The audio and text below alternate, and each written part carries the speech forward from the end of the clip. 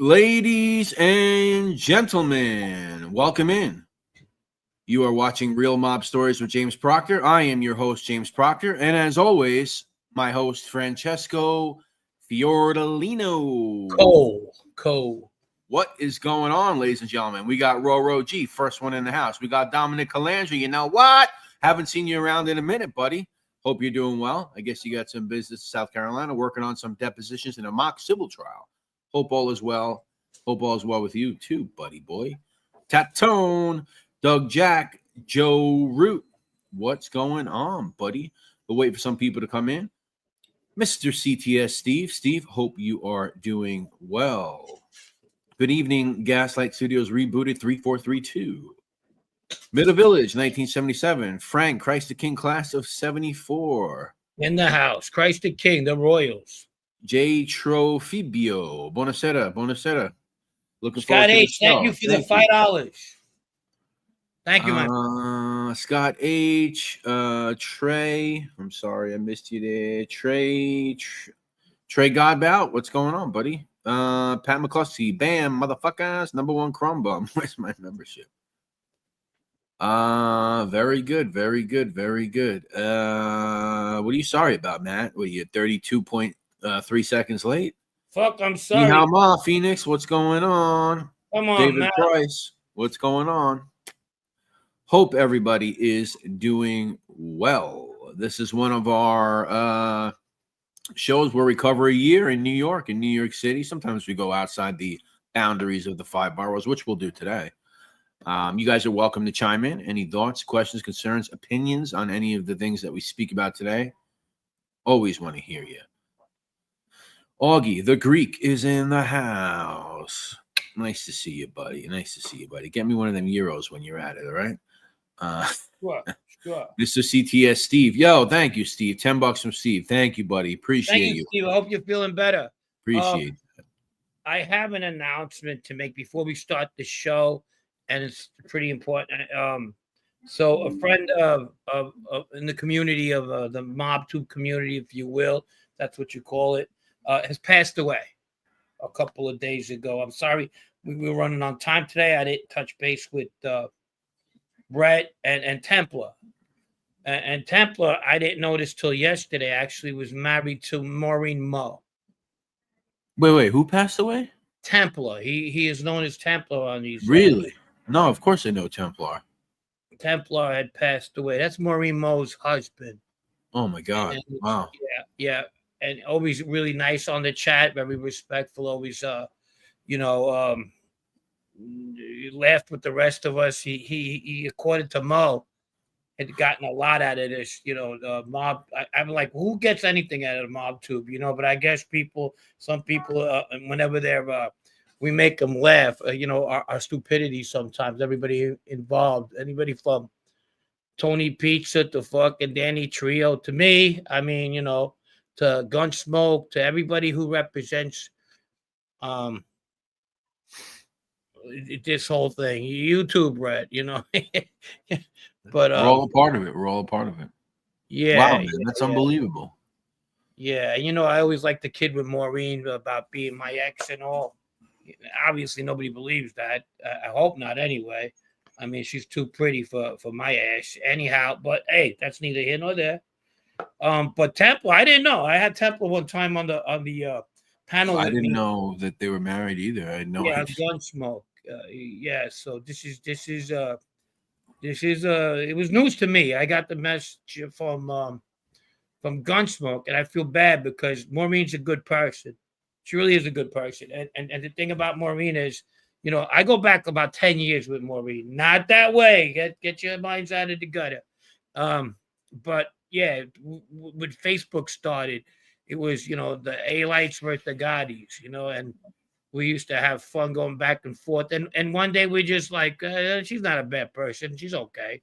And I guess she felt the same way about me. I think anyway, I don't know. And we agreed to disagree, not everybody likes right. I get that. Not everybody likes people who cooperate and nothing and all that. But at the end of the day, some people are more different than the others. People come out. It's sympathy. People have sympathy for some people and less for others. And ever since then, I could call her a friend that, even though I've never met her, and Templar as well, an acquaintance, and we're gonna miss Templar. So condolences to Wow. more. The woman's Rest been in through a lot. peace. She has been through a lot. And that's what kind of like, made me always hold back when I would go after certain individuals, and they'd go after me. Obviously, is that she has had pain and losing her son, and she spoke of that. It's not like I'm bringing that out. So we bring it to. So I'm sorry about that. I'm sorry for your loss, and a real good person lost a real good person as well. So my heart goes out to Yeah, my her family. condolences to Maureen. Wow. Yeah, Templar. I mean, yeah, he's been around forever, seemingly. I mean, as far as the Yeah, mob tube thing goes. Wow, that's a shock, yeah. man. Rest in peace, Templar. It seems like so many people, like the past year, have passed away within this community. It's wild, really. So yeah. Yeah, it seems that way. I had earlier this year, a friend of mine's mom. She came on the next day. She had passed away, and Carol, and that was Carol, we have hard to me yeah. because these are people that after I cooperated, they were like family to me. They're out there and everything. They don't see they never really seen bad. And there's a lot of people back home that are also in that spectrum. Melissa's one, she's here. So it hurts even more sometimes when somebody like you for no fucking reason passes, or something bad happens to them. And I don't know, we're all bad, right? But Yeah. it, Yeah, I mean, listen, we had Anthony, obviously our good friend yeah, Anthony I mentioned him Tabanese. yesterday. Anthony Taradis was a tough one too. Who I try not to think about, to be honest with you, because It was a real but tough one. Big Lou passed away recently as well. I don't know if anybody knows that. Big Lou, Big Lou, Puerto yes, Rican yes, Lou. Puerto Rican Um, Lou, another yeah, good guy. man. So it's crazy. But even since the beginning, you could And, even go back to some of the characters that used to be around this world who passed on. Rest in peace to all of them. I don't know. and Wild, man. unfortunately, I have news for you guys. It's going to happen again. That's just life. Right. And so, on that note, this show's out to you, Tempa. So let's start, man. Yeah, let's get to it. Shout out to Chad, Tatone, everybody else that's funneling in. Scott H. Melissa says you look good. Yeah. Okay, Chris, what's going on, buddy? How are you? How are you?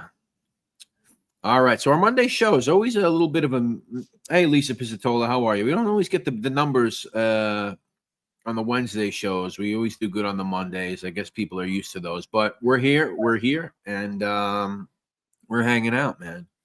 Hey, what's up? I think this is Carmine S.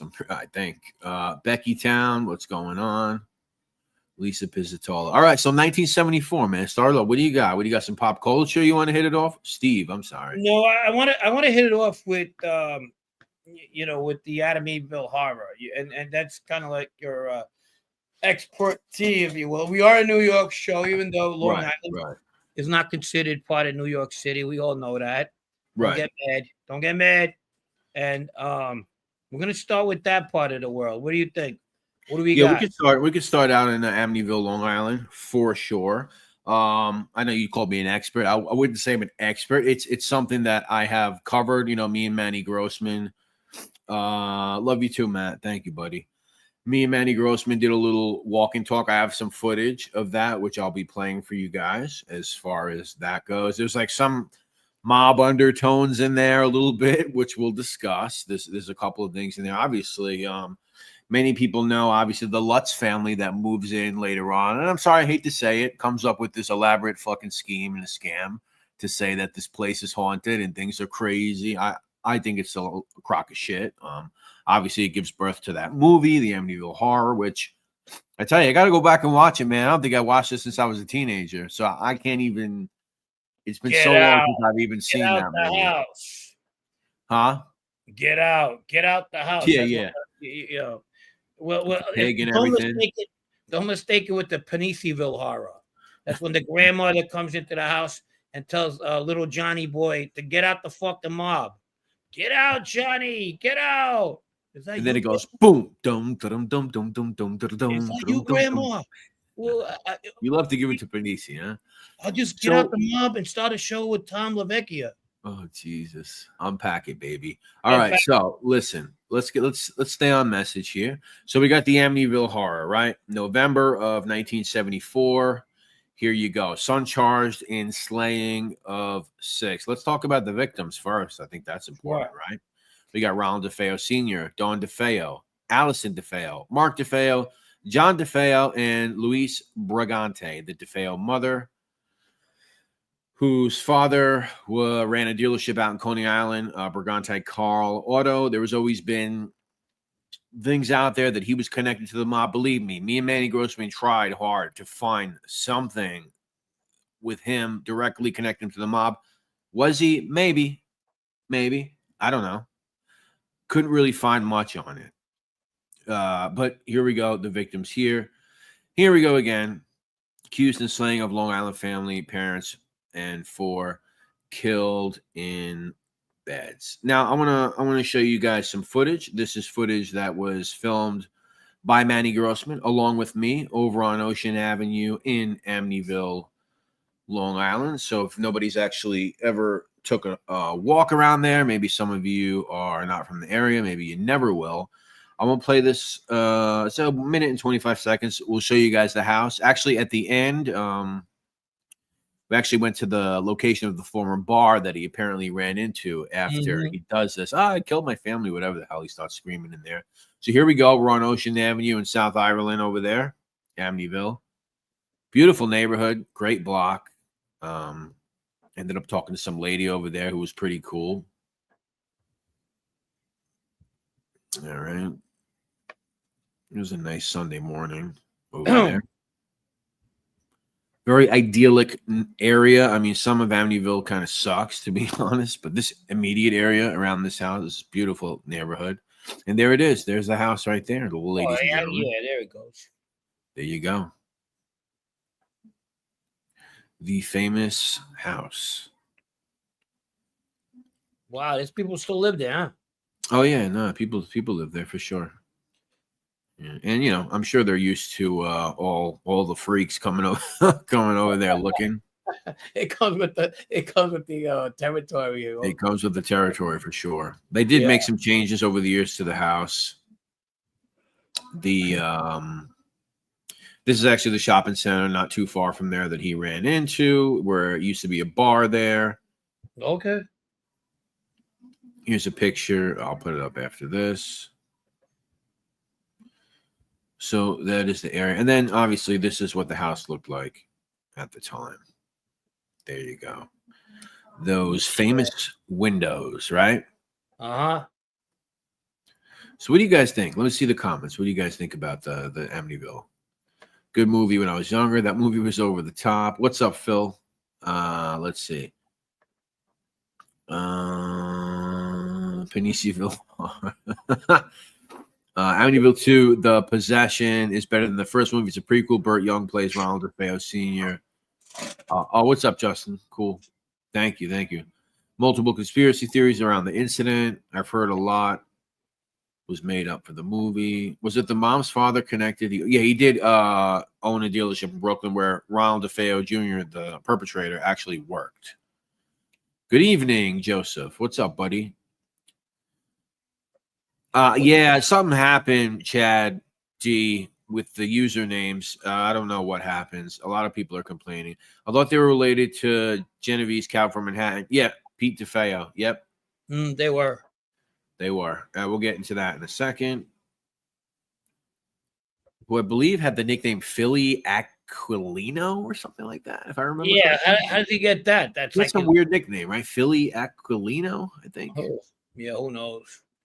So as far as so I'm going to read this. I'm going to pull it up on the screen, and I'm going to read it actually from my phone to you guys, because at the time they were talking about this mob angle actually came up. Now later on, DeFeo would it would come out that he had some sort of personality disorders. He also had been experimenting with drugs, acid, heroin, all types of shit. He claimed that he didn't even remember doing the crime. He had a couple of stories later on saying that, he came home or whatever, I don't know, or his sister had something to do with the murders. Then he came up with some story about a mob contract killer did it, and there was no, like, whatever name he gave, there's no record of this person. Is Louis Fulani. Yeah, bunch of Louis, fucking names. He So gave us Louis Fulani, mob killer. at first, suspicion of mob angle. So basically, when 6 members of Ronald J. DeFeo Sr.'s family were reported murdered, one police unit called in was the Suffolk County Organized Crime Control Bureau. There was an outside chance that the killings were somehow mob connected. There were none of all the traditional earmarks of an underworld killing, but DeFeo was the nephew of Peter DeFeo, a 72-year-old captain in the Vito Genovese crime family. Peter DeFeo, whose last known address was 79 West 12th Street, Manhattan, has never been convicted, but has been arrested on murder charges and was charged in 1968 with attempting to obtain kickbacks from the Teamsters Union Central State Pension Fund. Then it goes on to talk about Ronald DeFeo working in the dealership and kind of him, I guess, being like a model citizen, being involved with the PBA and all sorts of shit. I think that murder was the Boccio murder, right? The Shadow Boccio. I'm pretty sure, if I remember correctly. The Boccio, no. Yeah. So that was in 1974. Now, yeah. Ronald DeFeo would die in prison in 2021, not that long ago. 2021, yeah. 2021, yeah. Here we go. This is the cover of the Daily News. Son charged in slaying of 6. Parents and 4 killed in bed. So do you remember, like, I know you were super young, but do you remember as a kid or at all hearing about any of this stuff? Anyone talking about this stuff? No, not the actual killer. I was 4 years old, but right. I remember going to see the movie. I went with Salicardi. His mom used to drive us to the movies, me and a group of kids, and dump us off there. I remember seeing that, but the fucking thing, it spooked me out forever. You know what I mean? It was a scary ass movie. And the house, I remember seeing the house as we got older, teenagers driving, and for some reason I thought it was like by the water or something, but it was right on the street, you know. It's not far from water though. I understand that, but we're on the street. I always thought it was all the way hidden somewhere. You know what I mean? Right. But so it didn't do nothing for me when I seen it. It wasn't like, oh, that's a creepy ass house. The movie, I mean, of course, there's lights on the house and they're doing what they got to do, but right. So one of the things that me and Manny, because I've been to so many crime scenes on NYC Crime Spot, and sometimes when I go to them, I do get a bit of a feeling. Manny the same way. When me and Manny went there, we felt nothing. It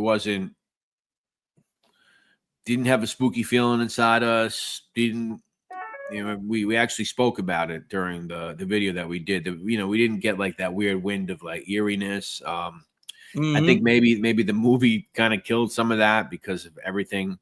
Maybe the creepiest part is like the ghost stories and everything else. Obviously, a heinous crime took place here, but didn't get the heebie-jeebies there at all. Not like I've gotten at other places. Nah, not at all. Well, I can tell that our chat is not really into this Amityville shit. Well, it's 1974. We'd be covering a bunch of stuff. The canal, there's a canal in the back. Leads to a bigger body of water. Actually, he dumps a shotgun in the water that they later find. He dumps a gun there. I think that gun is on display, actually, at the Suffolk County Police Museum. I'm pretty sure. Okay. And whatever happened to the Lutz family? I have no idea. Yeah, so I seen a documentary a while back that they were actually mom meets the dad. Mom was divorced. She had these 3 kids. They weren't even his kids. They got together and they said, hey, the first house they moved into was this one. He was kind of like a biker type and whatnot. But after that, they split up later on in life. But years later, they found out they did con people. But fucking, of course. I mean, who believes in that kind of shit anyway? Well, it was prime time for conning back then, you know. I mean, we they needed a good fucking ghost story back then. Nowadays, shut up, you know. Back Yeah. then, I mean, and they literally moved in like a couple years after or something, right? Wasn't it old burial grounds, like a Native American burial ground? They would say. Oh yeah, they came up probably. I mean, you What's see, up, bro? What's up, man? proletarian likes it. Thank you, buddy. Well, let's Um, talk about something people like on here. What do you think? um, that ghost hunter couple that The Conjuring is based on got involved in the hoax. Is that right? Yeah, Oh, it's crazy. It's crazy. It's just a weird thing too to take advantage of like a murder, you know, of like six people being murdered. Brett, isn't this when the dude in Roy's garage scared the crap out of you and Manny? Was that the same upload we did? It probably was. Yeah, it probably what was. happened there? No, we went to Roy DeMeo's house on Whitewood Drive, and we were poking around. You know, like the people that live there. I don't want to defame them any more than I have, but whatever. Let's just say they're very odd people, and a lot of other assumptions I have about them. But we actually went on the steps. We knocked on the door because there was like a sign on the door as if like the place was abandoned almost. So we were like, "What the fuck's going on here?" We knocked on the door. We're looking around. Then we're looking down the driveway, which leads back to the yard. Then some guy like peeks through the curtain really quick, and it kind of like spooked me for a second. So I guess he was hiding out. He was paranoid. Maybe he thought we were coming. Maybe he thought we were the fucking bill collectors or something. Something's going on over there. Crazy. Matt Rife bought something, right? Not the Amityville house. He bought the Conjuring house or something. So that's what happened on over there on Whitewood Drive. Yeah, there was a work permit on the door. They let that house go to fucking hell in a handbasket. I'll tell you that much. Yeah, there are Indian trails. Oh yeah. I mean, a lot of Long Island towns have those native names for sure. Philly Bob, my man. Brett Frank, enjoy watching you guys after a long day working. Good stories, very relaxing. Thank you, buddy. Thank you. There's Matt. So Brian goes, Frank, don't take that Mets thing out of the back. They lost again today, Brian. I'm fed up with that shit. Well, they've been doing all right though. Did they lose? They played already? They played Detroit earlier. I'm a Met fan, always gonna be a Met fan, but they don't deserve an orange light on this show yet. What's up? Another fat ball Italian, my man. What's going on? Yeah, my man. What's going on, buddy? How are you? Okay. So you want to move on, huh? What do you want to move on to? Yeah. I want let's talk about Lilo getting out of jail. You guys want to hear about that? This maniac. This is true. Goes to jail in 1962. The minute he goes to jail, they say, "Fuck it." He's let's start the war. He's not around. Let's fuck with that punk banana. You know, he ain't gonna do shit anyway. And his fucking pit bull just went to jail. So he comes out in 74, says, "You know what? I was the underboss, but now I'm the boss because I know what you guys are up to." Of course, he did not recruit any Gypsies, Sicilians, immigrants, whatever the fuck you want to call them, from Castellamare del Golfo in 1968 or whenever, in the 60s, because he was in jail. That's hard to do. You guys keep thinking that. It's all good. And he came out. What's the first thing he does when he comes out? Brett? Boom. There you go. Talk about a sick bastard. He was crazy, this guy. You know that. St. Michael's Cemetery, Astoria, right on the side of the Grand Central over there. Across from the airline diner, from Goodfellas fame. That's where the mausoleum was. Yeah. I did not know that. For some stupid reason, I thought it was the St. John's in Middle Village. No, St. Michael's right over there in Astoria. You can see it from the Grand Central. Yeah. I didn't know that, but he was he was nuts.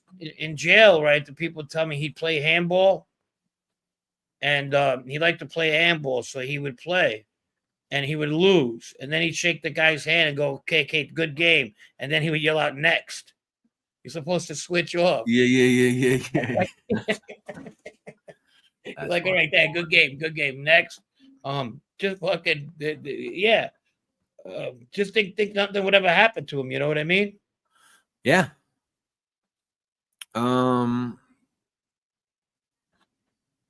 That's what they say. Carlo Tresca, right? That's what they even said at the time. I mean, I'm pretty sure. Did Galante really whack Carlo Tresca for Vito? That yeah, they do say that. That was back then. He was he even a captain back then? I doubt it. Gaslight says something very interesting. Up top, down below. Let me get to it. I wish I can give you fucking control of this too. Frank. Gaslight. Where's Gaslight? He Okay, said I've heard it was Lou Ferrante's crew in Queens that actually blew up the tomb. They thought some loot might be found within the crypt. Lou Ferrante. that would make him probably 6 years old there, Gaslight. Yeah, Louis Ferrante with the Gambino associate. Yeah, from he was about Flushing? 6.5. No. He didn't even have hair on his balls yet. How was he gonna do that? Yeah, no. I mean, that would be impossible. But Impossible. I mean, I could see the mistake. Kind I'd of. actually like to talk to Lou Ferrante. We're from the same, different generations, obviously, but we grew up in the same neighborhood. Really, I don't even know who he is.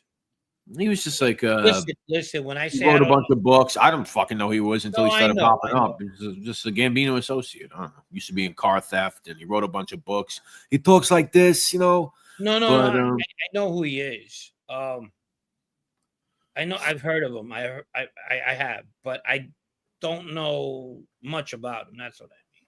And just I don't know because about I don't know somebody doesn't mean somebody wasn't somebody. I don't want to sound because I've been sounding very perturbed lately, but I think I have good reason to. Thank you, Andrew. Thank you. Wait. What was that last thing you said? Perturbed? You have a reason to be perturbed by him? No, this week by other people saying stupid shit. Oh, okay. No. Listen, I don't think he builds himself up. He was just a Gambino associate into auto thievery. What up, Brooklyn Ice? Auto thievery and on the periphery of like John Jr. or something. I don't know. I don't think. Yeah, I don't know. He makes that claim and it's come on, stop it. I'm not saying you gaslight, but stop it. If he really made that claim. I always felt like Galante kind of adopted the Castellamare identity from Bonanno and others to seem more exotic. He was very American. No, he was born here. Yeah, right, Frank?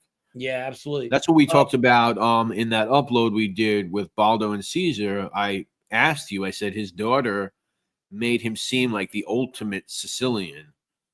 But I don't know, obviously. What in that documentary? In the Narco. Angela? Yeah. I feel that he loved everything about that life. He loved everything about them people. He wanted to be Italian in the worst way. That's what she was trying to say. You know? Okay.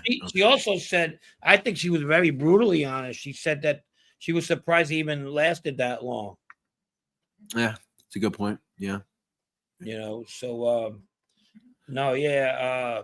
He loved everything about being Sicilian. And that's what actually got him fucked up. So, yeah. And I mean, listen, just like the Tresca thing. I mean, this is like, you know, he probably did it, right? I mean, obviously he was never got in trouble for this. No, I don't think that's another thing I don't think he ever, because he got away with so much. You know, he had he beat a needle in his arm. You know that early in life. Oh, a death penalty charge? Yeah, really? Yeah. He was. You know, of course, he had 200 murders. You know that. You know how fucking hard that is on a street level. It's not fucking war or genocide where people are fucking slaughtered lambs. It's a whole different fucking game. Even the 200 murders is 200 murders. Yeah, that's stupid. Come on. Thank you, Phoenix. Hit the like, people. Thank you. Yeah, 200 murders. I mean, that's stupid. Even with the DeFeo crew. I mean, when I hear that, I just so stupid. Stop. And they were a squad. You know, you want to. Yeah, and they were like a whole squad. I mean, but 200. I mean, you're talking about 200 fucking people. Come on, dude. Yeah, sister goes. He seemed. What is that? What I mean is that to say is that Ferrante claims the crew he would be later joined did the business. I understand. I understand what you're saying now. Oh, he trained they were older back then. I got you. Yeah, I understand. He also said something else once that I really want to remember what it was because I fucking laughed so hard when he said it. Maybe I'll think of it. Maybe I don't want to talk to this guy after all. He said something so whacked out, but I'm Yeah, gonna try to remember what it was. well, I'm working on another project. I'm keep on getting these consulting projects, buddy. Yeah. I hear that. I hear This that. is this is a good one. This is a. I don't know if you should talk about it though, because I'm not gonna talk about it. Right. I'll tell you, I like the concept. I could give a couple of hints when it takes place. Can I? Would that be? what, the decade? Yeah. Yeah, I guess you could. Yeah, it takes place in the '60s, and it's pretty good stuff. When, I'll have a couple of conversations with the producers, the director, and who else? The writer, a very well known writer, very well known. Well, I mean, full disclosure, I got an email too. Yeah, well, yeah, that guy gave us both our info. Right. No, I'm just saying. Yeah, so I got the. I'm just trying to seem cool, you know. I got an email too, just saying. All right. So I got to see the first episode of this fucking Okay. masterpiece. All right. It's pretty good. I like it. I can't wait till it comes out. Did I see anything wrong with it? Not much. But enough to where you could say it's Hollywood, so you got to give it a pass on that one. But other than that, it's good. I think it's going to be a hit. And coming from the people that it is, you got no. Yeah, I mean, it's going to be good. It's going to be good. It's a series, by the way. It's not a movie. Yeah. Okay. Yeah. That freaking Lou Ferrante thing's bothering me now. Son of a bitch. Don't let it bother you. What's going on? Nah, I really want to remember what it was. Fuck. All right. So 1974. Let's break it up. Let's break it up. What do we got? What do we got? Some pop culture. We got some music. What do we got? Oh, wait a minute. We got some mob shit too. That Mimi. Well, we'll get back to it. We got other mob stuff. We'll get back to it. All right. Cool enough. We got music in 74. Music in 74. Pretty cool shit. So it depends who you speak to. Hip hop comes around 74. Punk rock comes around in 74. CBGB's a thing in 74. The Ramones start actually playing before their album comes out. I think 76 is their first album, and 74 is the year they start playing shows. Obviously, being a Queens guy, the Ramones. But they start playing shows in 74. They play their first show at CB's in 74. Here they are right here. I actually chose this photo just for Proletarian. But there they are right there. There's the boys. Yeah, from Queens, New York, bitch. Actually, Dee Ramone used to live in Whitestone at one point. But so what else you got? Johnny Ramone dies in Bridgewood. He was living in Bridgewood when Did he live in Bridgewood at the time? When he died, I didn't know that. He was the guy. He was like the biggest prick in the group. Him and Joey used to fucking bump heads a lot together. If you guys know anything about the Ramones, to me, they were okay. They had catchy tunes. I didn't know they were from Queens until somebody told me. The people are like, how can you not know that? They went to Forest Hills High School. So did Spider-Man, Stan Lee. Yeah. A lot of people don't know that. I mean, they sounded like a West Coast group. So Steely Dan did too. I mean, so fucking if you ain't following a group, I would have got that wrong. But they are who they are. They were who they were.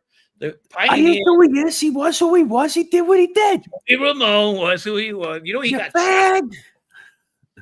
Yep. Of course, J Mass. Of course, Gigion. Yeah, of course. Mm-hmm. The street in front of Forest Hills High School is named Ramone's Way. You see that? Yeah.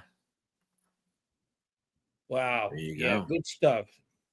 Yeah, Johnny Ramone. Yeah, he had more of an honor. Oh, okay. Oh, I like you more now. I thought you were the other then. All right. right. That was my only thing against you. But I'm I'll on take the first one. I can deal with that one.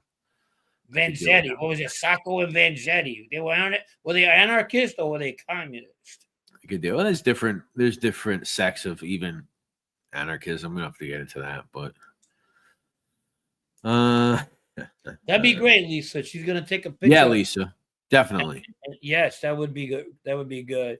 That'd be good. Disco starts coming. When was ska punk shit in the UK? When was ska punk shit in the UK? When was it going on in the United Kingdom? Oh, I mean, I don't know. The Sex I Pistols. guess.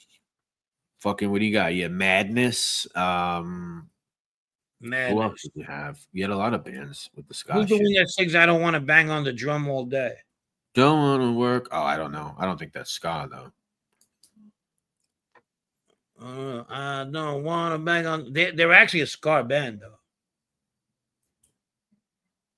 Two-tone coming with the Pete quotes. There you go. Yeah. The Clash. Yeah, the Clash didn't release anything until later on. Clash is. I put them ahead of. I already said that before. I put them ahead of the Pistols, ahead of the Ramones. Sorry. Yeah. Every time when I'm doing my show, I don't get it. Decline. What are we gonna do about that? Bob, what happened? This guy's gonna be our crumb bum of the day. You got one? Well, the guy was trying to call me. Oh, okay. It's just. You know what's funny too? There's a lot of these people like they try to get in touch with me about things that's going on in their lives. But hey, let me see what he's up to. Let me see if he has a show today. It's Monday or Wednesday. But no, because it's just one ear at the other. The specials. There you go, Dan. Tell them this. That's what I was thinking of too. The specials. What did they do? The specials. What's up, Brian? They're like ska punk, kind of like the early, influenced by like dance hall music. They make their own kind of thing on it, you know. Yeah. Hepcat. Wow, look at that. What's a Hepcat? So that was another group. Hepcat. I think I saw Hepcat years ago. Yeah, I kind of like the Pistols better than I did fucking like the Ramones. Say it again. The Sex Pistols, I like them. Yeah, I mean, I like the Sex Pistols. I like them they were mainstream, but before they were mainstream, they were pretty good. I like more when I was younger. The Selectors. Yeah. I listened to a lot of that old. We'll have to talk about that, Brett. Not here, but I'm intrigued. What about the anarchism thing? I'm not an anarchist. I floated with it. He's an anarchist. Iggy Pop, yeah, Iggy Pop. Maybe the shit. There's an argument that he's like the first punk rocker. 1969, he comes out with the album. Comes out with the album titled 1969. Out of Detroit. That is definitely a fucking punk album. He might be like the fucking godfather of punk. I mean, I'm not saying that to be, but Iggy Pop, yeah. There's one of them for sure. MC5, a lot of those Detroit guys. Let's see what else. Detroit comes out with so much good music, man. We saw Iggy Pop, nice, in 2001. Cool. Wow. Crass, yeah, of course I know Crass for sure. For sure. Do they owe us a living? Yes, they do. But yeah, I like old punk. I mean, I was a punker. I grew up. That's who I was throughout my teens and 20s. I was like a fucking punker kid. Yeah. Look at Steve. Into all that stuff. Steve's a Michigan guy. Ain't gonna keep out Bob Seger. Bob Seger, I like Bob Seger. I mess with Motown. it all. Who the other one? Cat Scratch Fever. Mess with it all. But my favorite band is the Misfits, Danzig era Misfits, late 70s to mid 80s Misfits. That's my shit. I put them at number one for me. Mine is the what? Huh? The Carpenters. The Carpenters. What the fuck are we doing? Fucking no, I'm fucking with you. Fucking Jackie DeRoss, right? Used to sing that stupid song by the Carpenters. We only just begun. Oh, yeah, only just begun. But he'd sing it like that because like when there would be a new indictment, and it's not nothing to do with the Columbos. He fucking hating bastard used to be like, "It's only just begun." You know, like, who the fuck is fucking now? You know, he's a funny motherfucker. That guy. He's not doing that good in jail, but he's a funny bastard. He made me laugh a lot. He used to fuck with that guy that French kid we were talking about, Chris Rackencourt. Oh, yeah. He used to call him Jacques. I don't think Jacques is funny. I don't like the way he talks to me. I go, bro, chill out, all right? Fucking Christoph or whatever the fuck his name is. Your adopted Muslim family in that room ain't gonna help you when you fucking hit a fucking 80-year-old guy or 70, whatever. I thought your favorite band was Ace of Base. Yeah, I love Ace of Base. I don't know about my favorite, but I'm a big fan of Ace of Base. Oh, fact, Misfits can still listen now. A lot of punk stuff. Yeah, I can't listen to a lot of it. I mean, I'll forever love the Misfits. Danzig era Misfits, not all that other shit. Look at that tone. I have a fucking Crimson Ghost on my fucking back of my arm. Look, see? You think I'm fucking sick in the head? I'm sick. You got some work there, huh, buddy? What's up? Got some work there. Peak of disco. I love disco. I love the old disco with the music and the instruments and the disco balls and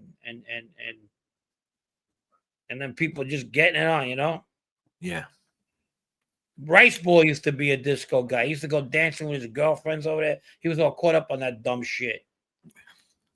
All that push in the bush and fucking fly Robin fly. What's that? Vicky Sue, turn the beat around. Turn the beat around. Yeah. Not the Gloria Estefan version, but the original. There was good stuff.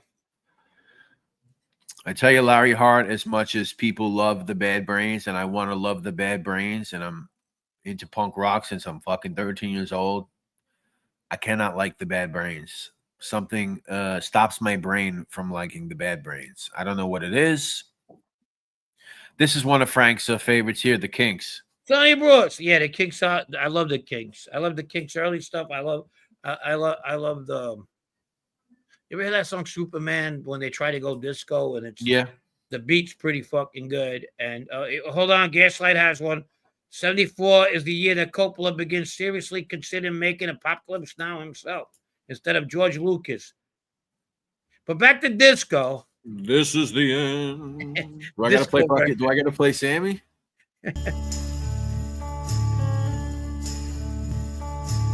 It's my house now. This is where I live. It's awesome.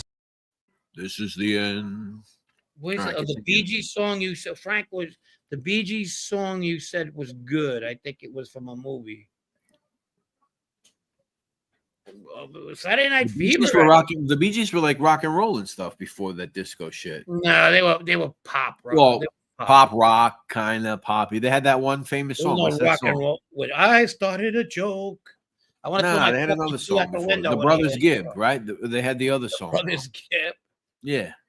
I don't know, but there was nothing rock and roll about them. It was like fucking Partridge Family or the Cowsills. Okay, so organized crime, 1974. We have the murder of this gentleman right here, Dominick Scialo. Mimi. Now, as an Italian, how would you pronounce that last name, Frank? Say it again. Scialo. Scialo. Okay. Scialo. Okay, so and it's not Mimi. It's Mimi. Yeah. I say Mimi. Is that okay? Mimi? No, but that's what everybody else says. Mimi. Like I know. That fucking redneck, that Proctor guy. I like Proctor, but Mimi Scialo. Yeah, so he goes missing in January of 74. And interestingly enough, the report in the Daily News at the time with him missing also has this cool little Costello's tomb bombed. It's all on the same page. Coney mob boss missing, and then you got Costello's tomb fucking blowing up over there. So it talks about him going missing in January, which is when this happens to the tomb. Costello had died a year before in February. So this is all on the same page. So Mimi, Colombo Capo at the time of his death, he was like an old Sonny Francis guy. You know, a lot of things about why he was killed. You know, Frank, there's the famous story about him apparently talking smack to Carlo Gambino. And do you know where that happened? Where actually he was talking smack to Carlo Gambino? Do you know where that was? I was about to it's about to come out of my mouth. Gargiulo's restaurant in Coney Island. Gargiulo's restaurant in Coney Island. Gargiulo's restaurant in Coney Island. Gargiulo's restaurant in Coney Island. Matter of fact, he was there. He was there that night. Sally Bruce was convicted in 1974. Grandview Grill legend. Is that right? Do you have a picture of Sally? I don't. Oh, I should. If I would have known, I do, but I can only have so many things saved in the StreamYard that I have to like change stuff out sometimes. Sally was a legend. Sally was a legend. He had this fucking 30-year-old, I don't know, she was about 25-year-old fucking cracker. They were getting fucking high as shit. He was almost 70. You see him, you had the Harlem Shuffle and everything. I don't know. I go, bro, you got to watch out. I didn't say nothing to him, but I was thinking to myself, fucking that Joe Messina comes in here and sees you like that one day, you're going to have a problem.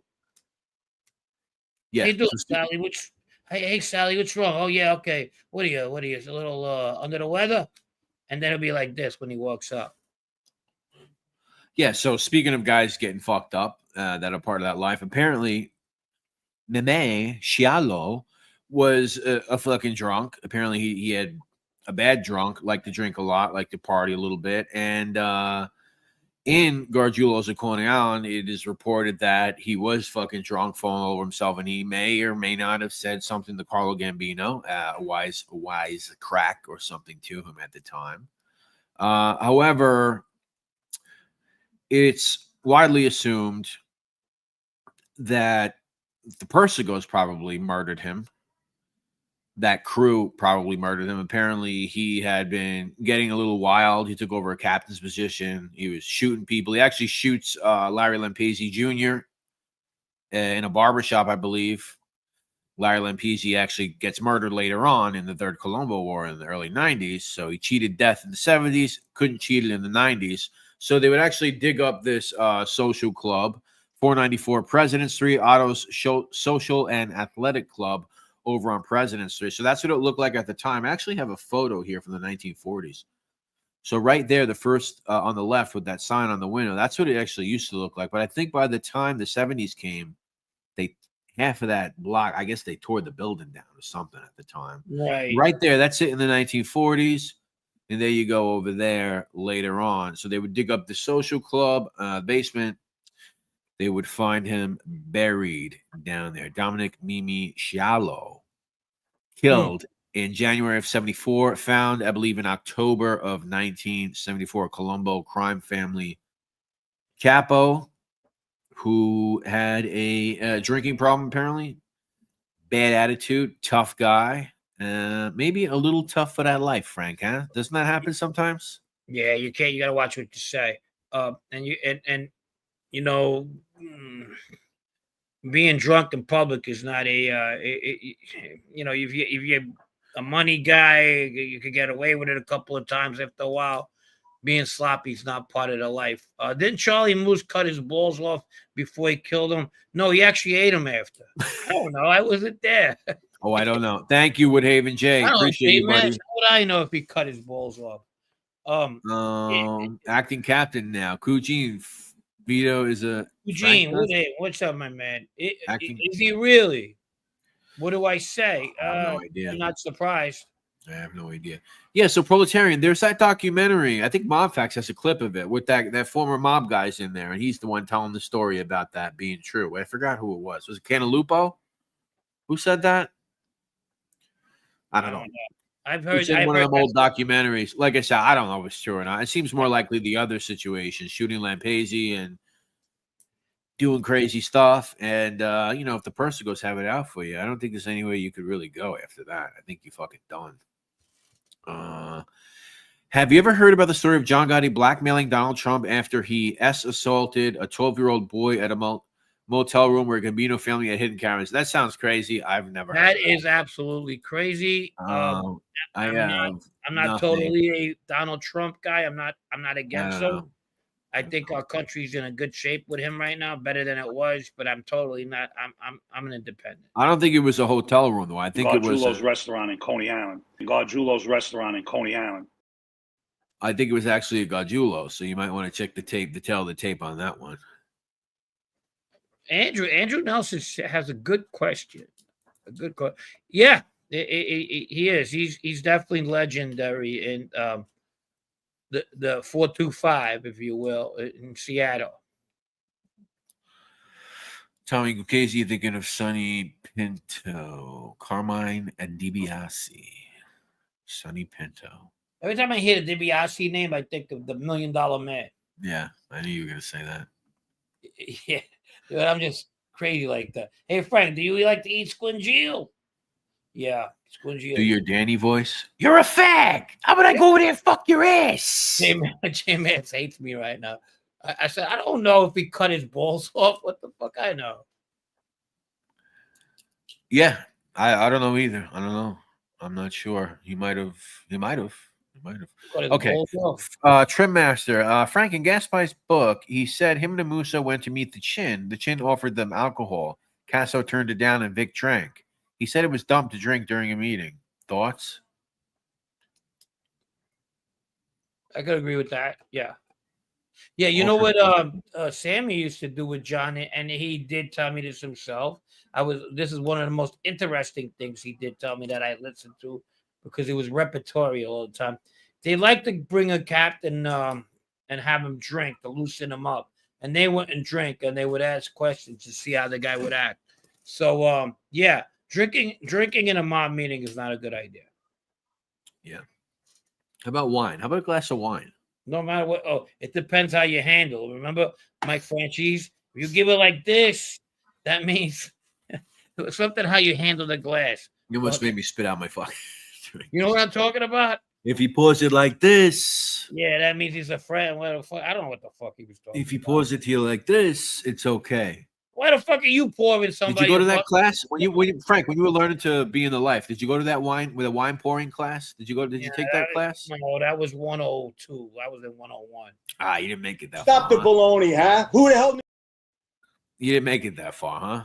No. Matter of fact, if it means anything, these guys want to do a movie on this guy too, and his dad's relationship. And I said, I know some guy that fucking drove this guy around. I don't know him personally. I've heard of him, you know. And before he goes, they were like, really? I go, yeah. I'll talk to him eventually. Your bio on Heidel. I know you wanted me to do the Conti stuff. I know. I don't know much about George Conti, man. I really don't. I mean, I could do like a 5-minute thing, maybe. Heidel, mini bio on Heidel. Remind me which one that was. You know any of the younger guys around the Wimpy Boys? I did. Oh, you did? I did, but I met him either in jail or jail. Yeah, in jail. What the fuck? That's jail. Shout out to Lee Persico, Lee the Snake Persico. Jail. Jail. Not one. I mean, I've been around them, but not like in a close friendship way. You know what I mean? Last question from Nelson. Do you think DB lived or died? He lived. I think he lived. He was a professional. He knew where he was at. He knew where he landed. He knew where he was going to go. And I think somebody was waiting for him nearby. Oh, okay. Don't let old man Peruto pour your wine. That was coffee, Bo. I asked him if he wanted coffee, Bo.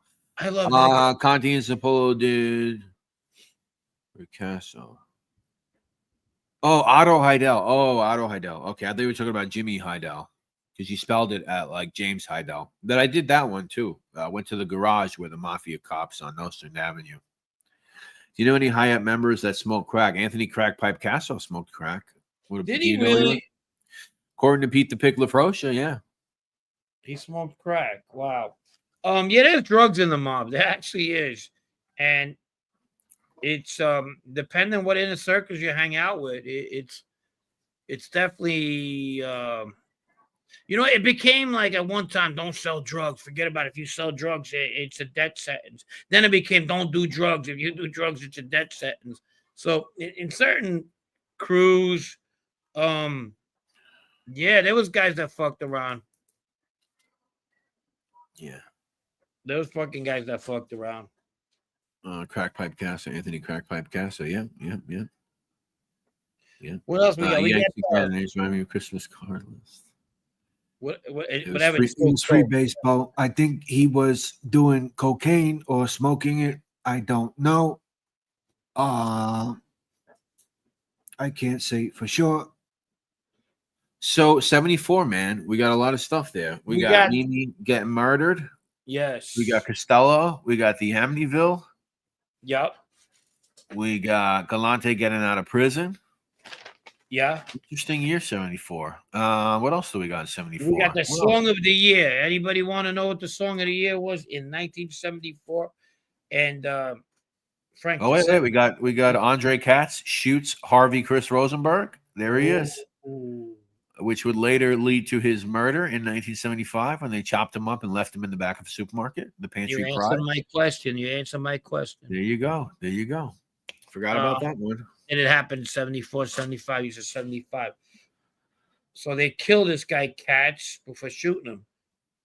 And I think that was one of the first organized murder they did together.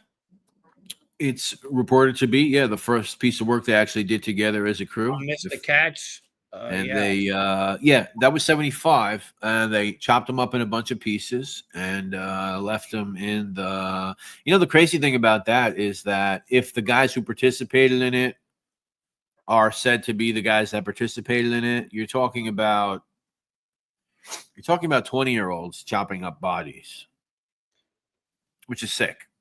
Right. And the twins, 20 at the time. Harvey 25, even so, it's fucking sick. But what are you gonna do when the Fagin of Flatlands comes for you? What do you Dave says The Way We Were by Barbara Streisand. No, I'm speaking about the Grammy song of the year, but that was like the song of the year that spent the most weeks on the chart, which should have been the song of the year. But getting back to song of the year, it was actually a woman that had a song before that at number one as well, and then you didn't hear about her again. Roberta Flack, she had "Killing Me Softly," and it was Wu-Tang over there. What was not Wu-Tang? What was that group? Lauryn Hill, Fugees. The Fugees. There you go. But that was the song. And the first time I ever saw your face, I remember that fucking song because as a child, it was playing everywhere. And I was like, it was so fucking depressing even back then. And I hated it. Yeah, but her version, the original, is a little more upbeat than Lauryn Hill's. Roberta Flack? It's a little more upbeat than Lauryn Hill's. No, it ain't. That one? No. What the fucking hell no. You don't think so? No. Roberta Flack's both their songs. The first time I ever saw your face and Killing Me Softly, a very, very slow tempo. Seasons in the Sun. All right. Well, maybe I'm fucking wrong. What do you want me to do? But I'm gonna listen to it really, really quick. But the Seasons in the Sun by Terry Jacks, was that a 74 song? That's about Vietnam. That's a Vietnam song. We have fun. We have sun. We have fun. We have sun. Joy. We had fun. We have joy. We have Seasons in the Sun. Yeah. I remember that too. I was on Knickerbocker Avenue and these songs were playing on the radio, whatever, or the stupid fucking weddings we used to go to, with the Italian bands where they didn't even know the words, but they made it sound half-assed. Like The Night Chicago Died was another one. Paper Lace. The what? It's like bubblegum rock. The Night Chicago Died. The Night Chicago. That fucking shit. That's an awesome song from 74. Which one, Dave? Dave knows his music. David Price says Rastelli becomes boss in January of 74 after Evola passes away in 73. Evola, sorry, Evola. Hey, well, BTF, I don't think it was just the tempo was very slow. Like Well, I remember some song. Locomotion was a good one. The rock version I liked. Hey Frank, do you know who killed Irish bartender from Backtrap? If it's still an open case, I understand you're not answering. No, it's not that I don't not answering, Bobby. I just don't know. That's also had one of them where apparently the guy had his private in his mouth, and when they killed him, but no, I don't know. Was Rusty's stepson killed a couple of months after Galante stepped out of jail? Frank, did you ever hear anything about Roy DeMille before the book? Did any of the members talk about that crew? What was that with the last one? I'm sorry. Did you ever hear anything about DeMille before Murder Machine book? No, and I've said that before. Matter of fact, yeah, Bobby. I don't know. Let me answer this question. I did, Boo Lux, go to NYC Crime Spot and check out one of my last videos. I put out probably the most extensive video on Dracula as far as information that's not in Murder Machine and a bunch of other stuff. And it's a walk and talk, and it's a tour, and it's all sorts of fun stuff. NYC Crime Spot, YouTube. Thank you. Yeah, Mr. Steve, I remember those songs. Yeah, they were horrible. They were a bad year for music. Like 73 is great for Southern rock. That's one of my favorite genres in music. I'm a big Lynyrd Skynyrd, Marshall Tucker, 38. Watergate. Like them a lot. Huh? Watergate, he says 74. Oh. That's Well, outside of New York thing, you know what I mean? We like to do the New York theme, and rap came out, around that time. They served tripe at Galante's Pizzeria. Chris says, which one? Yes. Oh, yeah. Billy, don't be a hero. Don't be a fool or you'll. I remember that one, too. Well, I'll explain why I know all these songs, too. My brother was a musician, and he played in these wedding bands at a very young age. And these were the popular songs they would play all the time, and they were repertory. You hear them all the fucking time. Rice Boy used to bring in some good music. My brother, who passed away, used to have a good taste for music, a good one. Like Play That Funky Music's Wild Cherry in 70, the year he died, actually. He had that album too. And that, if you ever remember that album, it had a lipstick with a cherry, and it was Wild Cherry. It was made up of a lot of studio musicians. Loved the whole album. Wasn't that was Bo and the Haywoods? What, Paper Lace? Which one? Paper Lace was the night Chicago died. That's the one I said. I didn't know it was the other one that was just mentioned. What's up, Danny Green? Isn't that right though? It's so true. Yeah. Rock the Boat's great.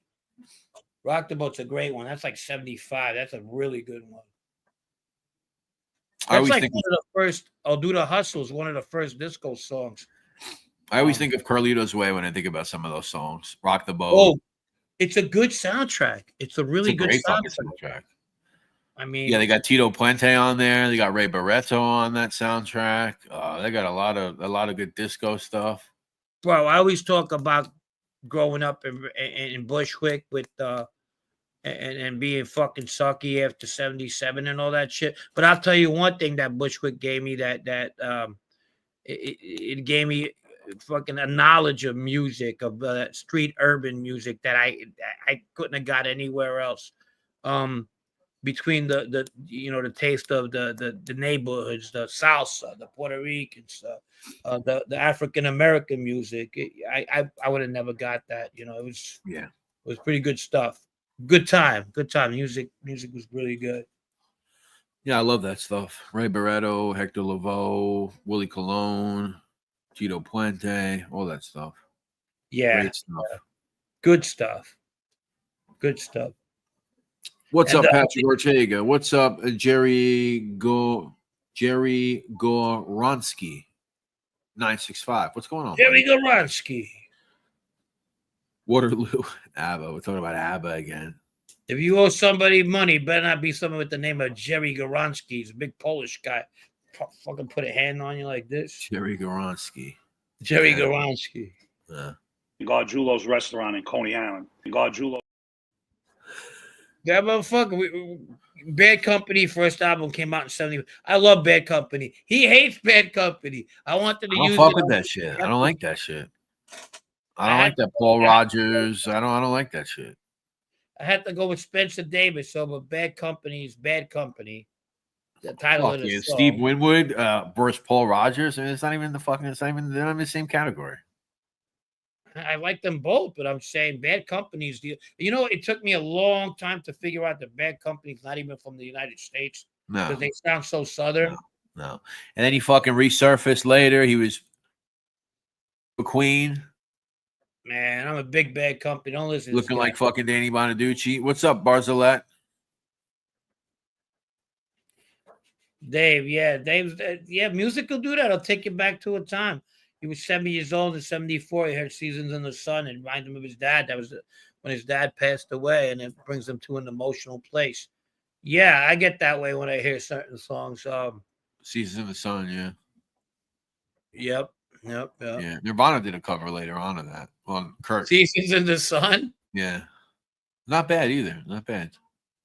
That was like I believe it was just Kurt, singing. Oh, okay. I believe he was the guy who sang that was a Canadian artist, but that was 74. 74 had a lot of music that was going through something. You know what I mean? I had a lot of that fucking bubblegum bullshit too, though. Carlito's Way, number one. Don't get the credit. Yeah, I love Carlito's Way. As I've gotten older, I don't like the last 10 minutes of it, but or the last 5 minutes of it. When Pachanga gets to stay, dude, it never hit me when I was younger, but the last few years, just watching it because that's a movie. That's one of the movies when it's on TV, I'll just leave it on. I can't turn it off. Right. The last 3 minutes when he's he gets shot, and he's like, I guess this is it. That's it for me. They're gonna lay me up in the funeral home. Blah, blah, blah. And he's giving this whole fucking speech. I was like, come on, you didn't need to do this. Enough. I actually was in the presence of Penelope Ann Miller, and I didn't even know who the fuck she was. Yeah, because you know how these actresses are when they're not acting, they just look like normal girls, and she looked like a real yuppie kid, about my age, whatever. At the time, this was in the 90s. And they go, that's the girl from fucking Carlito's Way. I go, where? I was still looking around, Here's a girl with a little ponytail like this. Then I'm like, that's Kindergarten her. Cop. Kindergarten Cop also. Yeah. He plays Dominick's mother in Kindergarten Cop. Dominick! Yeah, we all do, I guess, but she slipped on the banana peel pretty hard. I seen her on TV not too far ago. Looks totally different. Is that right? Yeah. But so it was most of us, It happens with age. Benny Blanco from the Bronx. Yeah, of course. Benny Blanco. That was they should have had another movie about Benny Blanco. Yeah, that would have been interesting. Sean Penn. Sean Penn is amazing in that movie. Sean Penn's a real slime bag in that movie. Yeah, he plays a shyster. If there was ever anybody that was a shyster, it was him. Sonny Bruce, I got to call you one day this week. Yeah. Shit, been working so much. Now they want me to work more. It's crazy. What the fuck? Yeah. He mentions Pleasant Avenue. Yeah, in that movie. That's right. Pleasant Avenue. Yeah. Benny Blanco was just a person. Chain snatching, purse snatching, mighty comb motherfucker. Whatever the hell he says. I don't know you. What do you say? Yeah. Who are you? I don't know you. I don't owe you. Whatever the fuck he says. Know you. I like the fat guy. The guy who smells. You smell. Get out of here, Ron. Sasso. He was he had for the Spanish people. You remember him? He was on the TV, the Spanish channels back in the day. He had his own TV. He was like a talk show guy. Don Francisco. He had his own show. What's his name again? Salvador Gigante. He had his own show. Yeah. Yeah, right. Yeah, I like Salvador Gigante. That was great. You got a little bit of everything in that show. That's how we learned it. My mom never really learned English that much, so She had to watch the Spanish station when she came here because that's what was closer to Italian. Yeah, you know what? I never saw that Carlito's Way. What is it? Rise to Power or some bullshit, whatever it's called. What's that? I would. Yeah, no. What's this? BTF Phoenix. 74 was the first time they did gas rationing due to the oil embargo. Cars could fill a half tank based on the last digit of the. Yes. I've heard that. I don't remember it, but I heard it. Jorge Porcel. That's who it is. Jorge Porcel. Sean Penn could play a great scumbag. You know what's the best film I ever seen with Sean Penn that I really enjoyed? What? I know yours is Milk. No. I never even seen Milk, by the way. So I can't hate, but I never seen it. I kind of was forced to, but it was all right. It was all right. I can't hump. Yeah, you know that's fucking what's his name? What's his name that plays La Ling? I can't hump. Vigo. Yeah. I can't walk. Go ahead and kill me, you cocksucker. Go ahead and kill me, you cocksucker. Yeah, Viggo Mortensen. The war. I'm going to go. Go ahead. What is your favorite Sean Penn movie, people? My favorite Sean Penn movie, Carlito's Way is probably up there. What else? What could I think of a Sean Penn? What's the one? Mystic River. That's a great one. That's my favorite. Yeah, that's a good one. Oh, State of Grace. That's a good one too. Yeah, but the one that the Mystic River was really good. What's the one when he's? Oh, damn it! What's the one when he's with the girl? Fast Times at Ridgemont High. Classic. He's with the girl. Holy. Fuck. There's a really funny part of the movie. Keep talking. I'm gonna find the movie. Keep talking. Colors. That's a good one too. I can't forget about Colors. Yeah, it's Mystic River is a great book. The author is Ron Lehan. Ron Lehan's the Boston author around that area. Writes a lot of stuff from that area. My lawyer was good friends with him, and one of my lawyers, and she used to bring about that this book of his is doing really good, and then eventually they made a movie out of it. Is this what I'm thinking of? No, that's not. Close Range was good too. That's about them scumbag fucking family from Pennsylvania. What movie's that? At Close Range. It's basically I never saw that. It's really good. It's really good. I never saw it. Kind of feel bad for his character at the end. State of Grace. She So Lovely? Maybe I'm thinking of She's So Lovely. What's the other one with I Am Sam? That was a good one. I Am Sam. I saw that in the movies. I actually got really sad about that one. Lehan. There you go. Dennis Lehan. Mystic River. You know who gave me that book in jail, actually? Was Alley Boy Persico. Because it's a good book. Mystic River? Yeah.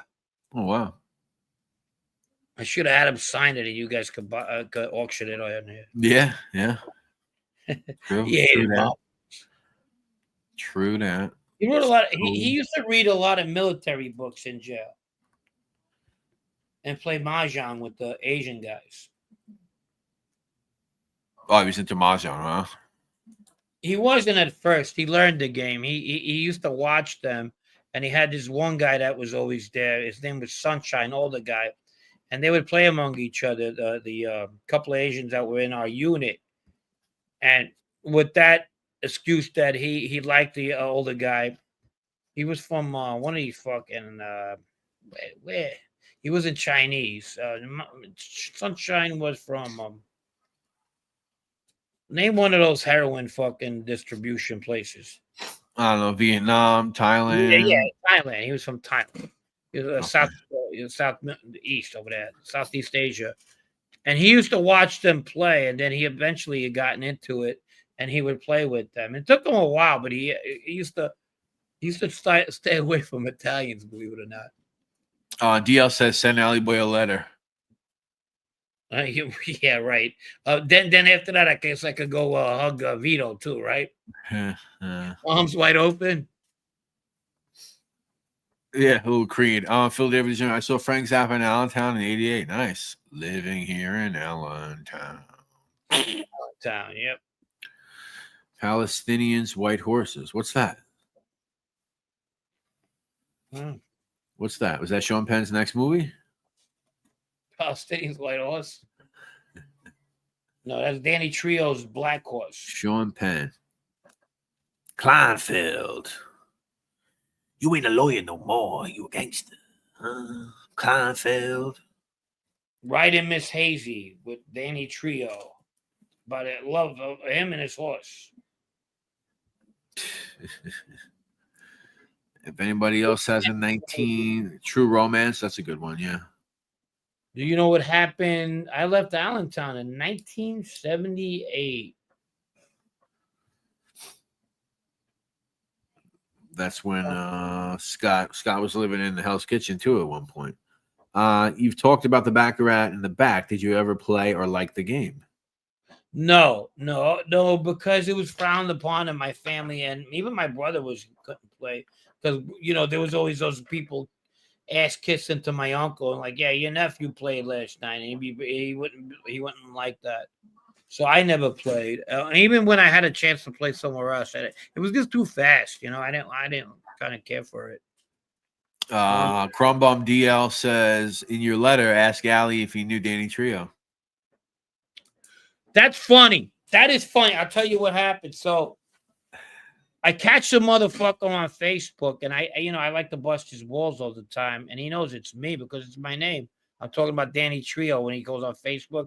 I go, well, you still fucking bullshitting about why do you all know these dead people, Gooch and stuff like that? I should fucking. I told him something like that. I should fucking, and he knows I wouldn't do it. I go, I should fucking let Ali know fucking if he knew you. Go ahead, he goes, go ahead. I hope you would. Go ahead, tough guy. He would have loved that. He would have made his day, Danny Trejo. He would have Mutt Fertilino. Yeah, we went over there and go ahead. Tough guy. He would have loved that, but I did. He was saying Tony Gooch, is Anthony Bellucci, whatever the fuck their names were. It fucking just made me go crazy. Speaking of true men, Frank, you think Dennis Hopper has any truth to it? No. And it don't matter. Sicilians are of course, we're a little bit of everything. But when we talk about African, we're part of North Africa. Of course, we have Sicilians that look like Moroccans, Algerians. Are we from the Congo? Are we from Nigeria? And even if we were, so what? It is what it is. We all bleed red, right? But that's not that's the message they were trying to give. Doesn't he call Christopher Walken something derogatory? Yeah. I think he calls him an eggplant or something like that at one point. And no, the Moors did conquer. Yeah, they did, but they weren't black. That's why we have people that look like the Moors. Proletarian Scumbag says, how was Ali Boy's energy? I think he was as ruthless as his father if he was born in those days. He has a look in his eyes and everything. That's funny, Proletarian, because until I spoke to you and you said he was red, he's smart, really nice guy. Whenever I seen a picture of that guy, to me, he looks like a frightening motherfucker. His shots, he looks like a scary fucking dude. And when I met him, I kind of got the same drift, but it's just like those pictures do look scary. Like somebody who don't fuck around. Yeah. Especially ones where he's looking. Who knows? They could have woke him up. Anything could have happened there. But he wasn't gonna smile, that's for sure. And he has a very sarcastic side to him. Okay. So, a picture could be like this. Or, like, what the fuck? He does that he does. And he doesn't get along with a lot of the other mob guys. He kind of has that drift, like, I don't care. I don't know you. I don't have to answer to you. And he has that kind of approach. Definitely does. We got along well, but he didn't get along with some of well, like his associates. Like if they said hi, he'd be like this, kept it going. But think about it. He claims, and I believe it,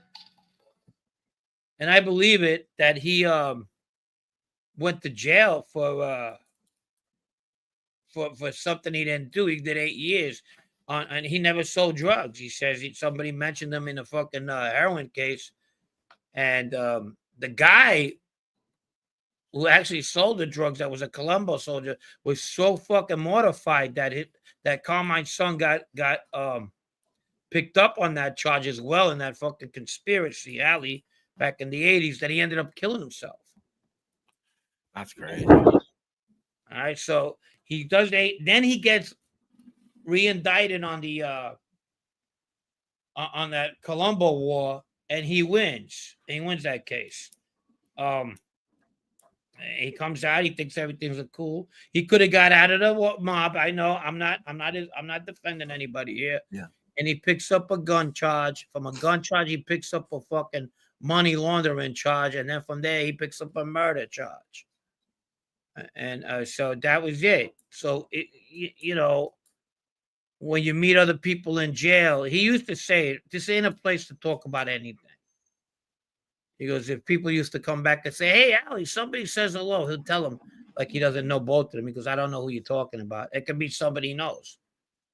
And he addressed us one time. He goes, not me, because I knew enough not to do that because it would piss him off. Yeah. So it was like he grabs Jackie to Ross. And this kid Franco comes from the bullpens down in Brooklyn by court. He runs into this Chicky guy. Chicky, the what the fuck was his last name? Chicky DiMartino. So Franco runs into Chicky DiMartino. Chicky goes, when you go up there, since you're on that floor, go say hi to, tell him I said hi to Jackie DeRoss and Alley Boy. So he goes over there and he tells him, and I knew it was coming. He goes, hey, he tells Jackie, you know, Chicky said hello. He goes, well, yeah, go tell Alley Boy, right? And and Jackie didn't mean nothing by it. And he told him, and he was, I don't know who you fuck you're talking about. He goes back upstairs, comes back down, he calls them to their side and tells them to sit down. And he gives them the spiel, you know where we are? And listen, I don't care. He goes, and then he looks at me. I'm like minding my business. He goes, come here, I want you to hear this too. And he goes, listen, if anybody comes here, and he's like telling this to Jackie too, and Jackie ain't having it. He's like, he's not saying nothing, but he's pissed because he's reprimanding him in front of us. And we're not made guys, you know, we're not in his Bugatti, but they both like the other kid, but the kid is an ecstasy dealer. And he's Italian kid from Bath Abbey. His name is Franco. So he's giving it to us and fucking just basically said, I'm gonna ignore you. So I just don't know anything. We're in a pre-trial place. And he wasn't wrong. And then he told me, he goes, look, I didn't mean you, but I wanted you to hear this because this is what the fuck I gotta put up with. He goes back upstairs and Jackie's fit to be tied. He goes, this is not the way he acts outside. Hey, he shouldn't be talking to me like that. That's fucking bullshit. And he's telling me this, you know. I'm like, Jackie, forget it. And I always was mediating the fucking guys. They would have their, you know, I know people, you guys are in another fucking planet when you think these guys don't talk in front of nobody like a certain way, whatever they do. And jail's different. And I chilled him out, you know, Jackie, don't worry about it. He goes, no, fuck this. He can't talk to me. Like, he was tearing from the eye. He was pretty fucking pissed off. But that's what you got with Ali. He just didn't, no mob shit. That Jerry Capisi shit, throw that shit in the garbage. I don't want to. No. I mean, it makes sense. Why, you know, it's understandable. I mean, that's how it should be, like you said. I mean, let me just answer this real quick. Tobias Funk, thank you, buddy. I'm going to put a link in the chat right now, which will give you, if you're still here, which will give you a link to join the membership for the channel. That link should work. Thank you, buddy. Proletarian says, Ali's attitude in those situations makes my point. Serious and fearless, as he was beefing with Messino like it was nothing to. Yeah, that Messino story you told when he was mad about the about the taking up all that time with the meeting that day. And me being, I liked Ali. I kind of got really, really close with him. We get there, not in the beginning. It took me about a month. And not that we didn't get along. It was just that it was whatever. But we ended up really, really bonding. Yeah. And break that down for me, though. Unpack it, as Lavecchia would say. Unpack what? The way Messino is having the meeting, right? Messino's doing. You're gonna do it like Pat David. Yeah. So Messino, So he's in there, he's having the meeting. So Joe Messino, They he's have down separation. there, he's having the meeting. But I don't understand this. they have separations on each other. But explain to me, though. Don't you get an allotted time? Like, why would they set up a system where a guy could take all this fucking time knowing that somebody's waiting for this other guy? How does that work? First come, first served. The guy that's down there ready, if he wants to be there all fucking day, and they have separations on each other, he'll be there all fucking day. That's It's common fucked up. courtesy. He has to be like, all right, look. They'll tell him, listen, there's Ali Boy's daughter's outside and she wants to come in, visit her dad. And he's just like, oh, fuck that, Bo. Yeah, I'm fighting for my life. I'm here doing my, and it was Forget about illegal. that, Bo. It was a legal fucking thing. It wasn't visit on visit. It was he came down on his legal. Okay. And, Still kind of weird. I mean, I don't know. They got a fucking better system than that. I mean, really. Well, they can't have them together because there's separations. Oh, I know. I can put him somewhere else. Jesus. You had some smart ass go, why would he put a separation of boss on another boss? He didn't put it. The government did. That's what they do. They want to fucking make your life as fucking uncomfortable as, and it was all based on apparently that they were looking to whack Ali at one time. It was just bullshit. It wasn't even true. But he did get pissed off. I thought my late brother was there. My brother Joe was there. We were there. And he says, finally gave him the last 15 minutes. The daughter comes in. It was his older daughter. She comes in. And he's not even talking to her. He's like over her talking to me because we were like a couple seats down. Like, fuck that fat motherfucker. And when that rat sister comes to visit fucking the fat motherfucker, I'm gonna fucking take up all his time. Call it legal visit when he's there. I said, I got this, man. I got this.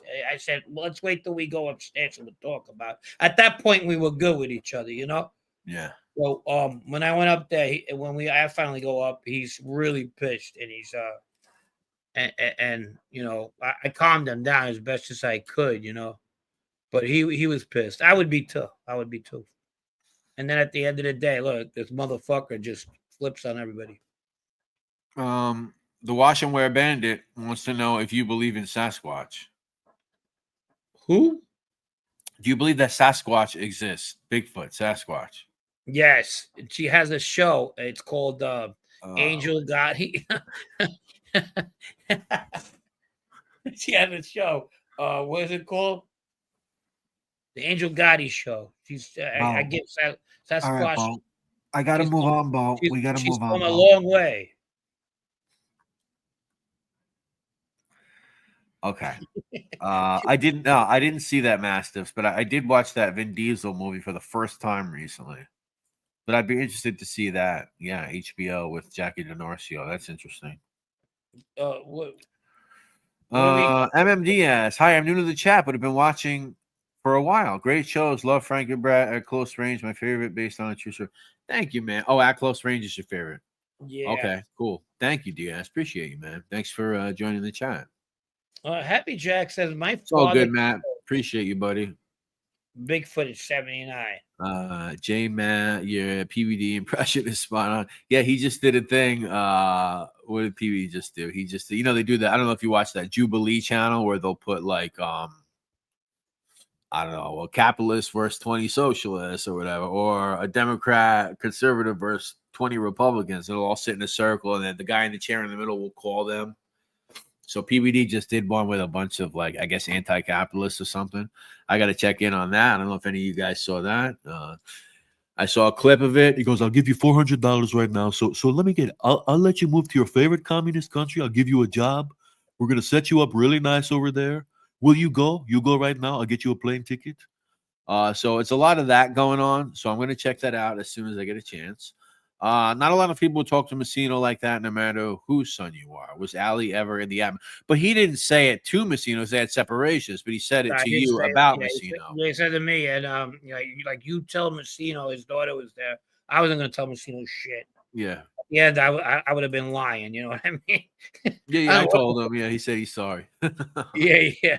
All good. I didn't. No. Matter of fact, I calmed him down when he went up there, and he was like shaking his head, like, "What the fuck is that all about?"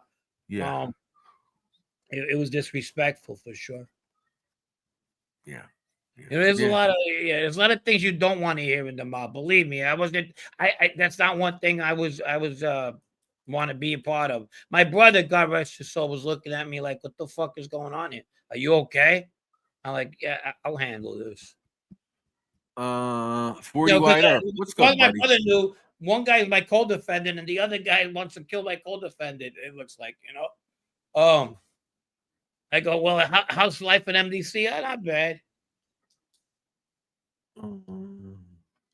Anybody see Hootie on the live last night? What the fuck? No, that channel is going by way of the Molino channel for me, where I can't really watch it anymore. I don't like negative. Listen, this is gonna sound funny because I talk about a lot of negative shit on YouTube, crime and everything, but I don't like negative shit. Like, that's why I don't watch Molino anymore. We can go anywhere, motherfucker, this, motherfucker that. Oh, this fucking rat, bitch, that. So that channel that you just mentioned here, it's going by that same way. Everything's negative, everything's attacking, everything's talking about I got this, I got that. Once the channel goes in that direction, I don't know. I like to be positive. I don't need to hear about fucking people calling people jerk offs all day, and this guy's a Edwin this. doesn't like negativity. So I like the positive. I like the positive. This is a family show. I like the positive. This is not the way people act. I want to hear fucking stories. I want to hear good stories. I want to hear funny. I want to laugh. I don't need to hear every 5 minutes, this motherfucker, he's a rat motherfucker. We can go anywhere, motherfucker. Every fucking episode, I got to hear, shut the fuck up already with that shit. All right? Now I'm going to get negative. He's a fucking senile bastard. He's over there. My Highness, beautiful Mrs. Goody. And he fucking like, what the fuck? You're a beautiful woman. I like positivity. Tell me a fucking story between the motherfuckers. Tell me a story. Give me one story for every 3 motherfuckers. I'll be happy. Anyway, what about the arrest of Richard Leidy for the murder? Yeah, I heard about that. Jerry Goronsky. I heard about that. I don't know much about it. I can't say that I'm heavily schooled on those Philly streets over there. I heard somebody saying that, people in New York City were bugging out over it. It was big news. I highly doubt that. It's interesting. It's interesting to say the least, but I don't know much about it. I got to be honest. Dave's taking my sports page away.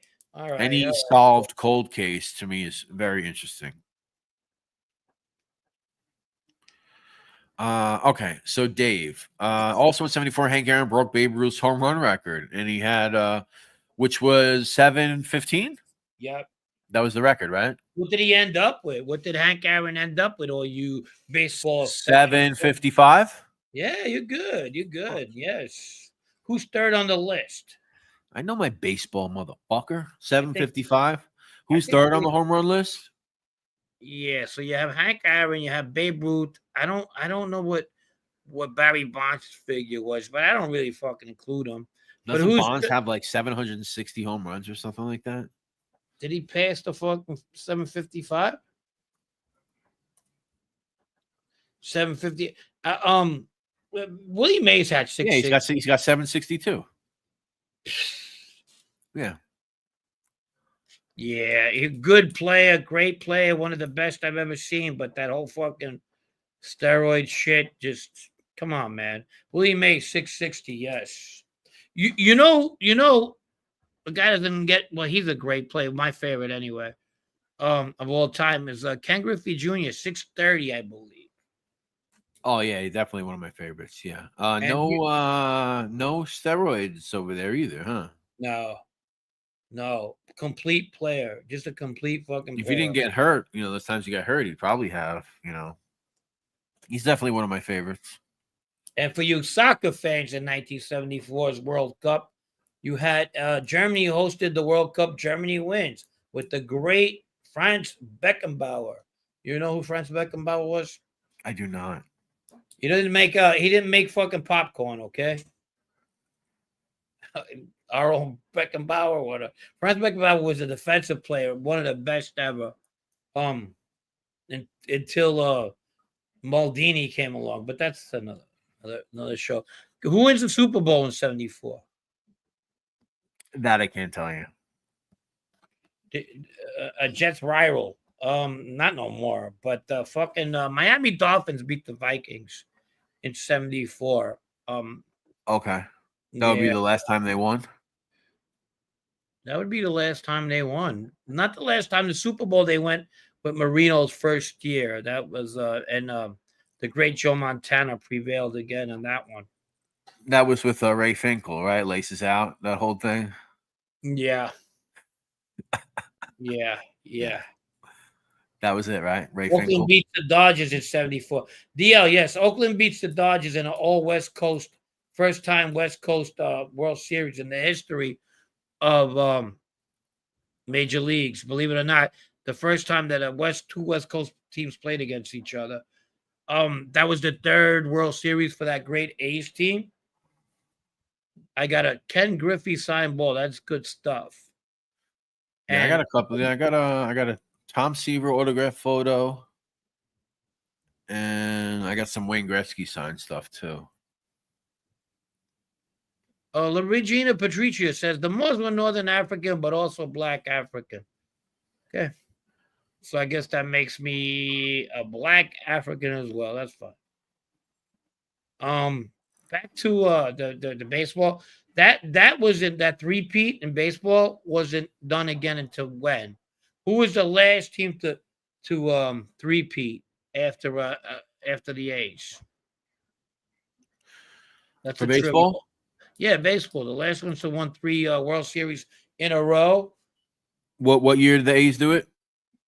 The A's did it in 72, 73, and 74. So the one that would do it 98, 99, 2000. Very good. It was the Yankees.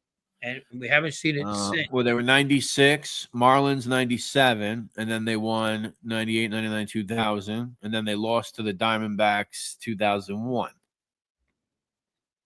Yeah, yes. And 96, 97, they weren't in it. It was Florida won. They beat Cleveland. What the fuck? What was that? A fly. Jeez.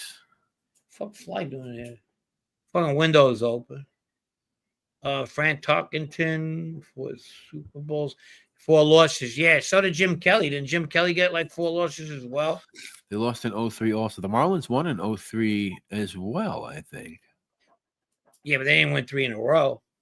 No, but they were for a fucking. When did the Marlins come into? What was it, like 94, 95? 93, something like I think it was 93. 93. So in 10 years, they won 2 champions. That's pretty fucking good. For I was on the Lamb when that happened, and I remember this team. Fuck that, coming. I'm like, what the fuck is this? Frank, the Land of the Lost came out in 74, starring your very own Jeff Lohman as Chaka. I got Proletarian says, what's with all the race theories? Yeah, I don't know. We're gonna stop talking about IQs any fucking minute now. No, I don't know. I got a Yankee hat from the 03 season. Nice.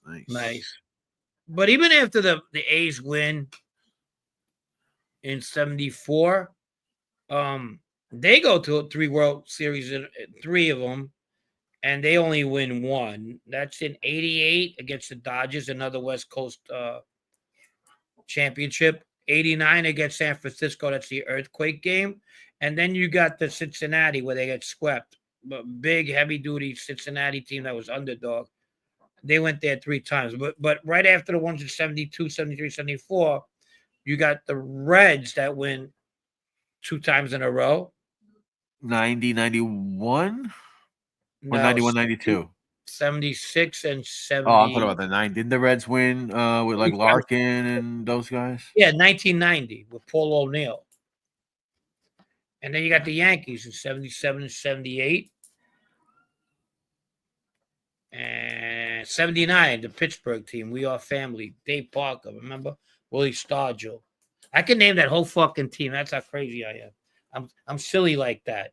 Bill Madden, Tim Foley, Bill Matlock Foley, Phil Garner, Willie Stargell, Omar Moreno, Milner, and Dave Parker, and Ed Ott behind the plate. There you go. Ted Bundy started killing in 74. Oh, wow. Interesting. That would have been out in Colorado, I believe, right? Where he did what? He did Started what? killing. I was at FDI Schuylkill and sat at the table in the mess hall with Jimmy Haida, Bobby Manna, Jimmy Coonan, and Mark Ryder. Wow, that is quite a table. That's pretty cool. Jesus pretty Christ. cool. I heard Bobby Manna died last week for the 7th time, by the way. Yeah, who reported that? Jimmy Coonan's still trying to get out. Mark Ryder's dead. Jimmy Amish. That's his mob name, Jimmy Amish. He reported that. And John Stanford? Jesus, what kind of Amish fucking Lou. table is that? No, I'm not making fun of Jeff because other people said it before him. Somebody said it before him. Then he said it. Somebody reported it before, like months or whatever before. It was like reported by like 3 different times. But one of them was Jeff. I'm not saying Jeff started conspiracies about it, but yeah. The original one that said it, I don't think it was Jeff. It came somewhere else completely. Big Red Machine. Another great team. And the Boston Celtics won that year. Kidding. All right. What are we doing, bro? We're about that time or what? Kidding. Yeah, we'll give it a little bit more. Sure. We'll give it a lot more. We got Ridgewood episode 4 should be coming out next week. We have introduced Mr. Guzzo. He'll be a part of the series going forward. Man had died 3 times. Yeah. A case of beer was $5.74 a case. I agree with you, DL. If Bernstein didn't report it, it is not true. Bernstein. James Parker said Carmine Galante died, but I believe the Cheese Man in Boston, he died. I don't know. That would have been. I'm not sure. Did he die? El Formaggio boy. Let's see. D'Annunzio, Boston. I don't see anything coming up. I don't know. I mean, the guy certainly looks like he has a death wish. I mean, he's probably halfway through to whacking himself for a few years now. I mean, he's a big guy. He's not exactly the mark of health, but I don't know much about him. We got to get Chad D on here maybe to talk about him. I don't know much about those Boston guys. Any questions? Anybody? Any more questions? Where's Gaslight? Where are you, Any more questions? Bring him in. Bring him in. If you got to play that Edwin Diaz song when he comes. Let's talk about this actually, because there's a decent amount of members here. Sure. So let's talk openly with some of the members here. How many people we got on? 100. That's not bad. We had about 115 before. So let's talk to some of the members here. Well, we're talking to everybody, but so me and Frank have been thinking about when is the right time to start releasing Ridgewood Season 2 to the public. Right? Right. Do we let the whole season play out on members? Do we release one episode for every 4 or 5 behind the wall? So that's something we're thinking about, and I think it's pertinent to say it to the members so they don't get fucking, so they don't say, hey, what's going on over here? You know, what the fuck, you know? So it's either we do a whole season and then we start putting them out into the public, or you know, just something to think about. We don't want to blindside anybody. I'd rather not say, because I mean, we gotta look, man. It's $5. I'm not saying it's to the point where I'm like, well, you know what? Fuck it. I'd rather just let's do it for nothing because it's only $5. But then I'm like, if you people can't put, not you, for people complaining, because we have people complain about $5, then maybe you should wait a whole season. I don't know. Yeah. I don't want to make it about the money. I don't, but No, it's not. It's not about the money. same But time, some people. I'm only we- saying it because some people feel a yeah, certain we way do about put things like time on that. it. Yeah, I'm conflicted. So That's this is what a lot of channels do. And me and Frank, I don't think we're going to do that. A lot of channels do it. They do the premieres members only, and then they make non-members wait like a week. Obviously, we're way past that, but it's something to think about. Something to think about. well, maybe after. And I'm not gonna. That's where I'm at right now. We should have just talked about this, I guess. Share the wealth, delay it by a week or two. Yeah, grow the channel, boys. That's kind of what I'm thinking. Because as much as it helps us that you guys are members and we love you and we appreciate you, it does hurt us a little bit that some of that stuff doesn't get out. And I think that season 1 was really growing as far as our channel. We get more views on the videos than we have subs, which is always a good thing. And we want to keep growing the channel. People in my chat complain $5 on ice is too much. Yeah, I hear you, man. Yeah. People in my chat complain $5 on ice is too much. Yeah, well, no, not at all. I don't know. Dan Tundis wants to know when you're going back to SoCal. Oh, yeah, I'll definitely let you know, Dan. I love Southern California. I go back now and then. I love Southern California. California gets a bad name a lot of times, but there's places in California just gorgeous. And the weather, I love the weather. San Diego is beautiful. Matt says 2 weeks. That's what Lisa said. 2 weeks. 2 weeks. Well, we're already 4 weeks in by the time next episode comes out. All right, all right then. Let's it's official. You guys want it? You guys got it. We'll lay out this fourth episode, and then after that, it's gonna be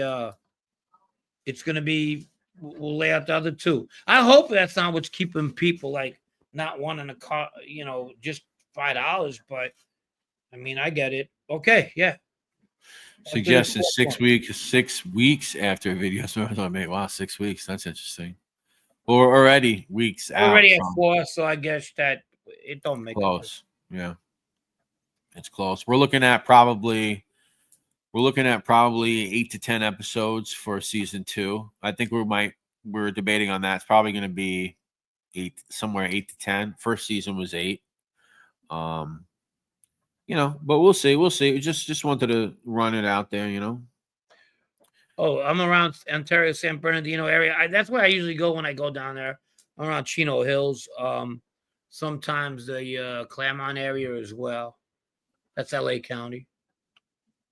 Yeah, that's a month and a half. Yeah, you're right, Phoenix. Yeah. That's true too. That's true too, Lisa. Good point. And the thing that's good that YouTube did was that even though we released it to you members, I could still set it up as a premiere with a live chat for the public, which is cool. I like that. They don't make you like re-upload a new one for the public. I could, in the studio, set it up as a new premiere with the same video, which is cool. So it'll already have all those comments. You guys will still be recognized. You'll be recognized. So that's pretty cool. You'll be recognized, especially if you're going to Brooklyn and you have dinner. Gargiulo's restaurant in Coney Island. A place that I've never actually been to. It's been there for like 100 years, I believe. He's the gift that keeps on giving. I just bought an Amazon Fire Stick for $40, and I can pirate all my. There you go, you fucking pirate boy. Do the premiere with StreamYard. So Matt, I've tried to do the live stream premieres for members only because YouTube, believe it or not, does not let you do live premieres with chats specifically targeted at members only. You would think that you could. You can't. I've tried so many times. They don't let you do it. So I would have to physically, yeah, I don't do it telepathically. I'd have to upload the thing to StreamYard. And every time I try to upload this into StreamYard, it uploads and then it fucking falls out and it fails. So I gave up on that. But I can just do it through YouTube for the premieres after the fact. Upland. I haven't been in Upland in a while. Yeah, we'll do that, Dad, for sure. Peace, David. See you, man. Good. I most definitely email me then. Claro's. Claro's Italian Market and Upland. Okay. Upland's really nice. Yeah, this is true, classic guy. Joe Masseria did get killed over there. The building that he was whacked in is no longer there, but I did find a photo of it from the 1940s tax archives. Pretty cool. Gradulos was mostly for events like a wedding or engagement party. Been there many times. Did you see Danny there? I've never heard of fish. He's a fag. Yeah. That fucking guy's sick in the head. Do you think we could get him on here? Best sandwich in SoCal. What are we gonna? We're gonna turn into the fucking sandwich guy. We're gonna turn into the Frankie Joya show any minute now. What do you got there? What do you got there? We got some prosciutto. We got what do we got? We got focaccia bread. After that, we're gonna have what do we got? We got coffee. The pasta fagioli. Yeah, this coffee. I think I got this from Brazil. This is good coffee from Brazil. And we'll get to the questions in a minute, right? Yeah, that prosciutto is really good, isn't it? Isn't it, Frank? Spaghetti fry. We need that. You know that motherfucker? I'm telling you right now, he's got it off clean. That Amato guy. Giacomo Amato. We got to get him on the show. We could get Giacomo Amato.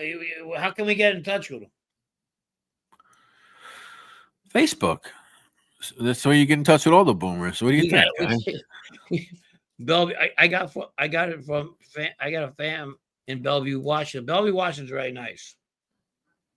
It's very nice. Lisa's going to invite him out for coffee. Giacomo and Pizzatola. That'd be nice. Fucking hit him over the head with a fucking French bread. He's going to go up to you, Lisa. Hey, aren't you Dominick's daughter? Yeah. No, I don't know a Dominic. What are you talking about? He makes shit up. You said the daughter. I knew your father. For Enzo.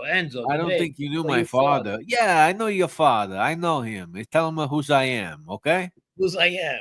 Tell him whose I am, okay? He knows some me. Okay. How is your Dom-Dom's nephew? Your Dom-Dom's nephew. What did he say to you? I'm Dom-Dom's nephew. Your Dom-Dom's nephew.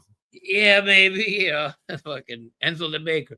For you, father. If there's trouble, I will help. I want to go to this fucking pizza shop in Florida and just sit there and watch. I ain't gonna do shit. What if he's got good pizza? Well, I'm gonna sit down and watch, have a hat, and see this fucking clown put on a show with a couple of white trash fucking waitresses he got. Do you know the name of his pizzeria? Oh yeah, bitch. You know what I mean? I want to see the Google reviews on that thing. Yeah. The guy Giacomo is a weird dude. Danny Trio would be a great guest. Him or Ramondi. I mean, Ramondi would be fucking amazing. You know, he looks like he sings choir for the Florence choir. You know, the Florentine choir. Giacomo Amato. Ooh, you know, you touch my daughter, I break your face. Shirts like that. At the remember that song? What's the matter, you? Hey. No. Was like a Gary Glitter ripoff? Nah, they would make good fun of fucking like hey, no respect. Shut up your face. That was, I think, the name of the song. Trio just to drop that Johnny. Yeah, which one? Fuck your ass. How about I fuck your ass? And then I'll fuck you where you like it, he'll say. Well, you fucking crazy ass bastard, that guy. You missed being a boomer by 2 years. Wow. What's the boomer cutoff? Like 62 or something? A boomer. 60? 59? 61? The Yankees are winning, if anybody gives a shit. What's the boomer cutoff? Somebody let me know. I don't know. A year.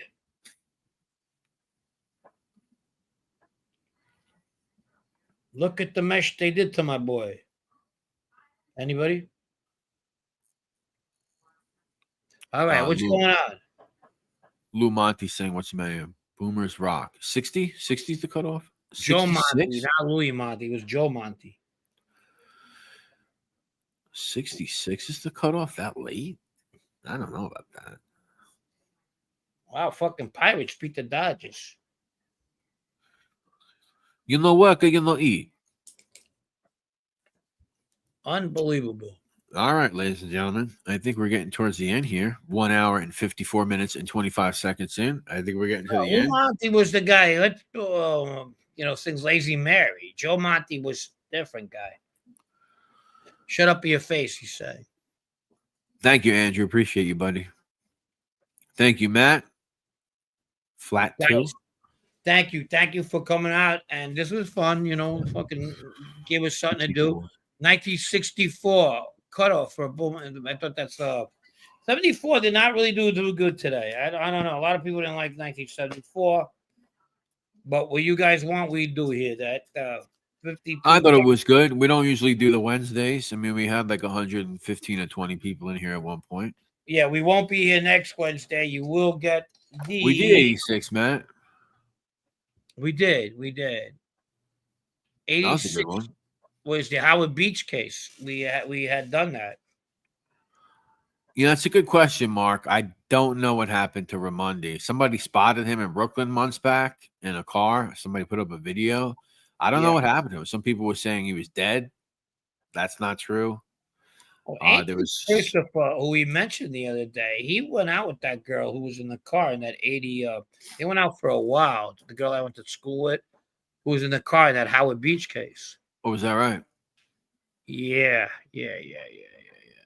I never mentioned her name, but 87? Yeah, we didn't do 87. I don't know what happened in 87. I'm not sure. I don't know. We could do 87. I don't know. Sure can. 1970. So we could do whatever. I'm sorry, Frank. You're right. Joe Dolce. Oh, I thought it was Joe. Yeah, it was Joe Dolce, not Joe Monte. Sung it. Lo Monte was the shit. Yeah, love his Lazy Mary. That's a great version. Okay. I mean, what do we got? All right. No, that's it. I'm just looking at something over here real quick. All right. No, that's it. All right, ladies and gentlemen. Appreciate you hanging out. This has been 1974. We had the Amityville horror, the Amityville incident. Yes. We had, there it is right there. There's the Casa. We had Costello's mausoleum over there at St. Michael's in Astoria. Bing. We had Dominick Scialo. And we had a bunch of other stuff. Bunch of good stuff tonight. All right, ladies and gentlemen. I think we're going to head out.